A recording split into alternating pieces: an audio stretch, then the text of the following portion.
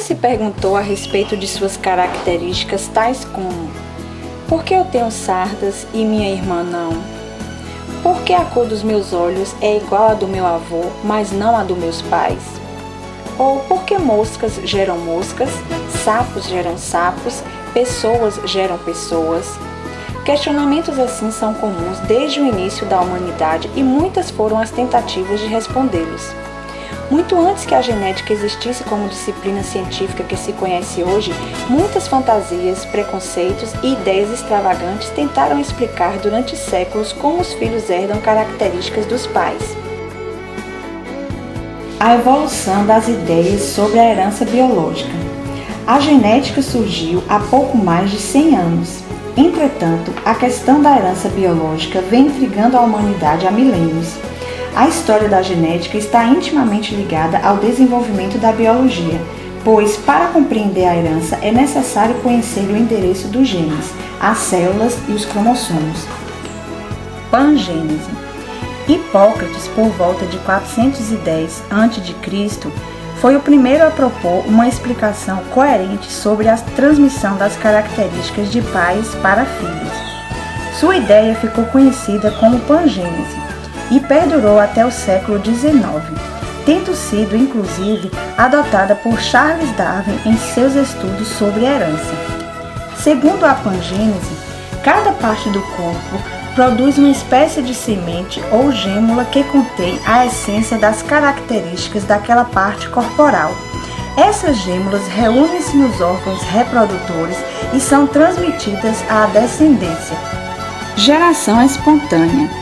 Até meados do século XVIII, muitos estudiosos acreditavam que seres vivos podiam surgir espontaneamente pela transformação de matéria inanimada. Jean-Baptiste Van Helmont, no século XVII, publicou uma receita para produzir camundongos a partir de grãos de trigo e de uma camisa suada, colocados em um canto sossegado, em suas palavras. A possibilidade de haver geração espontânea deixava em segundo plano a questão da hereditariedade. Pré-formação. Com o descrédito da geração espontânea e a descoberta dos gametas no século XVII, surge uma nova explicação para a herança biológica. Os gametas conteriam miniaturas completas de um futuro organismo. A grande discussão, então, era se o novo ser pré-formado encontrava-se no gameta masculino ou no gameta feminino. Epigênese.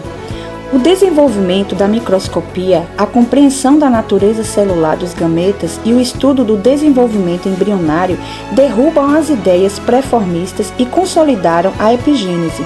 Segundo essa teoria, as estruturas de um novo ser surgem à medida que ocorre o desenvolvimento embrionário.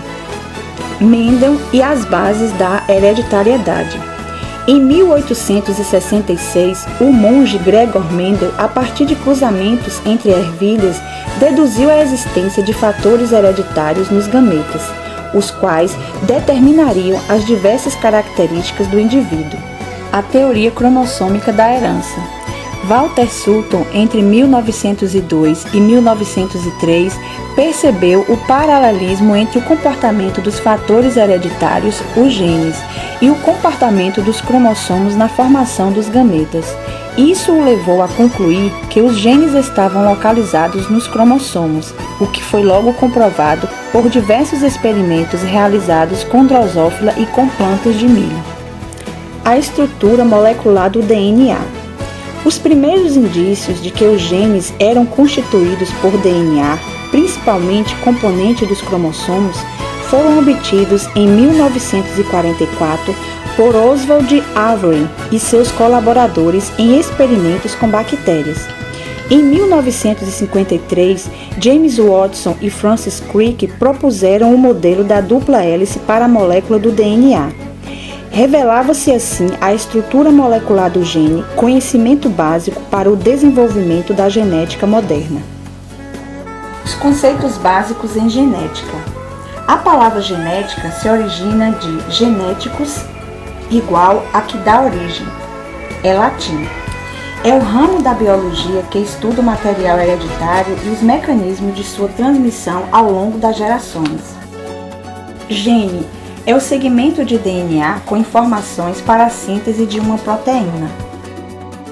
Genes alelos são formas alternativas de um gene que ocupam obrigatoriamente o mesmo loco em cromossomos homólogos.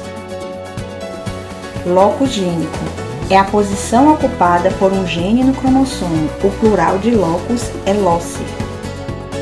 Gene dominante é o alelo que, mesmo em dose simples, determina o caráter.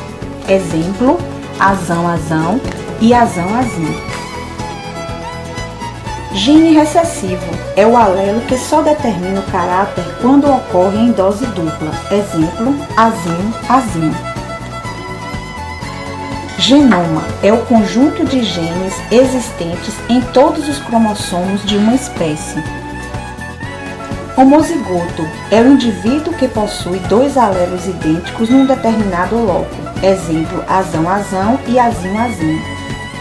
Heterozigoto é o indivíduo que tem dois alelos diferentes num determinado loco. Exemplo, azão-azinho. Fenótipo é o termo empregado para designar as características manifestadas por um indivíduo, sejam elas morfológicas, fisiológicas ou comportamentais. Exemplo, pigmento da pele.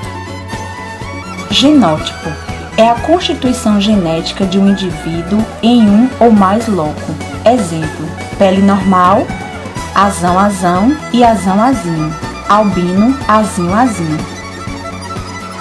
Fenocópia é uma característica que, embora adquirida, pode ser confundida com uma similar geneticamente determinada.